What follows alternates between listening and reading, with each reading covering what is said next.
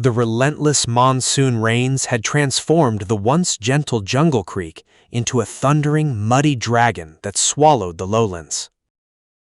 Raksh, the silver-furred leader of the macaque troop, stood on a high branch, his eyes scanning the rising tide with grim focus. Beside him, Maya clutched her shivering infant, her keen eyes noting the disappearing land bridges they once called home. A sudden crack rang through the forest as an ancient banyan tree surrendered to the saturated earth, collapsing into the torrent. The troop let out a collective shriek, realizing their sanctuary was no longer safe. They had to move toward the forbidden heights.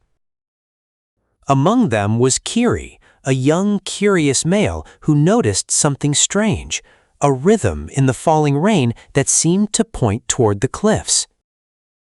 As the troop began their vertical ascent, the mud became a treacherous slide, threatening to pull the weak into the abyss. Kiri spotted a hidden path behind a veil of cascading water, a secret passage known only to the legends of the elders. He signaled to Maya, but Raksh growled, fearful of the dark spirits said to haunt the eye of the storm. The water rose another meter, forcing Raksh to concede. He signaled the troop to follow Kiri into the unknown. Inside the cavern, the roar of the rain was replaced by a hollow, rhythmic dripping that echoed like the heartbeat of the mountain. Kiri led the way, his hands touching smooth stone walls that felt strangely warm to the touch. Deep within the cave, they discovered ancient carvings etched into the stone, depicting monkeys and humans living in harmony. Maya paused, her fingers tracing the outline of an ancestral mother carved into the rock, finding a strange comfort in the stone. Suddenly, a low rumble from the depths of the cave made the troop huddled together. Something else was seeking refuge here. Out of the shadows emerged a clouded leopard, its coat sleek and wet, its golden eyes fixed on the trembling troop. But the predator did not strike. It too was exhausted by the flood, seeking only a dry place to breathe.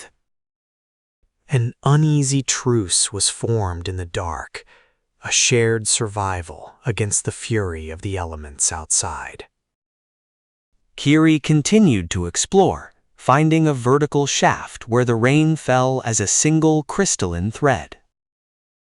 He climbed the shaft, discovering a hidden plateau above the clouds, untouched by the rising floodwaters.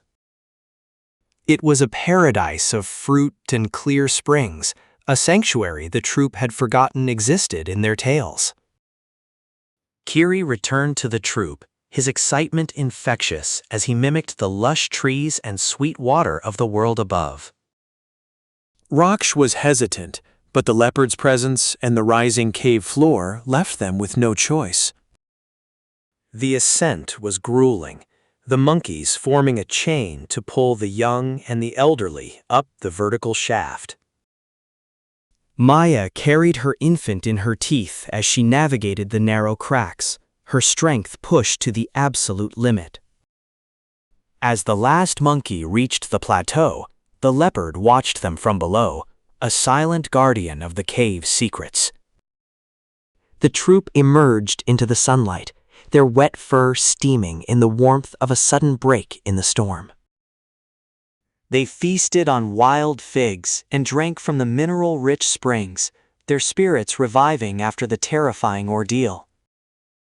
Kiri sat on the edge of the plateau, looking down at the flooded world they had left behind, a new leader in the making. But the whispers of the torrent were not over. The wind carried a new sound, the hum of something mechanical. A research drone hovered near the cliff, its red light blinking like a malevolent eye, tracking the extinct troop. The monkeys, never having seen such a thing, scattered into the thick foliage of their new paradise. Raksh stood his ground for a moment, baring his teeth at the flying intruder, defending the troop's new secret. Maya found a hollowed stone that resonated when she tapped it, using the sound to call the troop back to order. The drone eventually drifted away, but the piece of the hidden plateau was now tinged with a new kind of caution. Kiri realized that survival meant more than just escaping the water. It meant guarding the sanctuary from the world outside. As night fell, the troop huddled in the roots of a giant tree, the rain starting again, but this time they were safe. The carvings in the cave had predicted this, a time when the monkeys would return to the high cradle. The flood would eventually recede, but the troop had changed. They were no longer just survivors, they were guardians. In the silence between the raindrops, the whispers of their ancestors promised a future where the jungle would always belong to them.